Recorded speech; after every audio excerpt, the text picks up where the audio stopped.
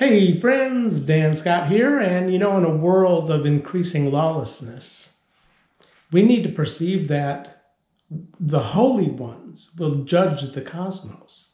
So we have to understand what is judgment and what is to be expected when God enacts his righteous judgment when the Lord returns.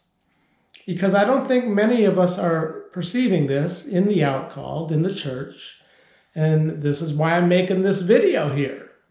So let's talk about the event which will begin the fire. So the word fire in the New Testament often has its context according to God's judgment, where here the word judgment is from the Greek krisis or crisis. And in 1 Peter 4:17, we see there is a term, a limited time of the origin beginning of the judgment, where here the word judgment is from the Greek krima. So the judgment crisis are the measures that are taken by which the judged one shall be put to right. And this is the definition of judgment, the setting and the restoring of right for those subjected to the fire, the heat.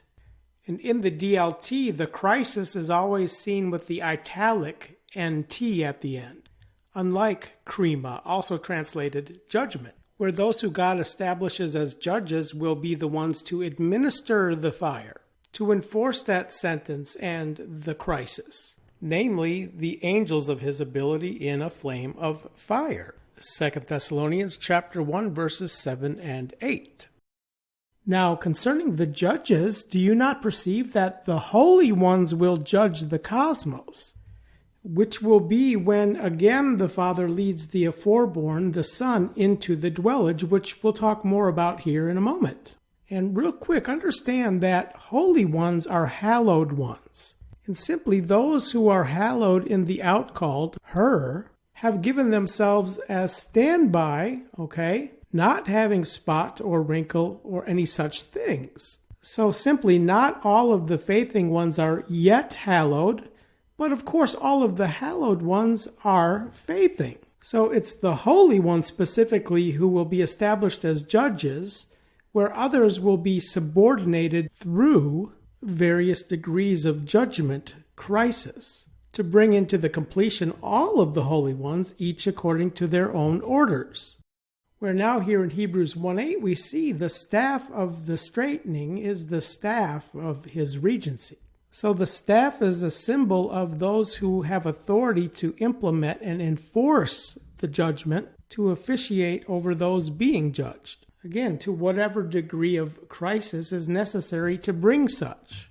So the judgment of the cosmos is not until again the Father leads the Son into the dwellage, when the judgment first begins. And again, understand, not all of the faithing ones will be ready to be received among the first, according to what is termed the up-loosening, which we'll talk more about here in a second. Which brings us to Luke chapter 12, where why is there no first watch time in verse 38? Well, the simple answer is that the fearing small herdlet that are worrying about this and that, as read in verses 22 through 31, will have missed that opportunity. The up-loosening of verse 36, the same uplight of verse 49. The executing of God's righteous crisis, when the fire is kindled, which is the first watch time. And here what prevents the giving of the regency is the fear, the not finding the regency. And think about it, if one is instructed to seek for something, that one has not yet found that thing. They've not been given it. Where here the context is the staff of his regency. So again, back to Hebrews 1, the staff of the straightness is the staff of his regency, when again the Son is led into the dwellage, hence the first watch time, is the uplight of the flames of fire, a figure of the angels possessing the staff, the angels of his ability who will then enforce the judgment, the sentencing, and then the crisis. For the day will make it obvious because it is then unveiled in the fire, and the work of each, what kind it is, the fire will examine it. Now, in light of current events, and what I talked about in my last video, Well, those of us who understand Satan's predictive programming have to recognize that they never let a good crisis go to waste.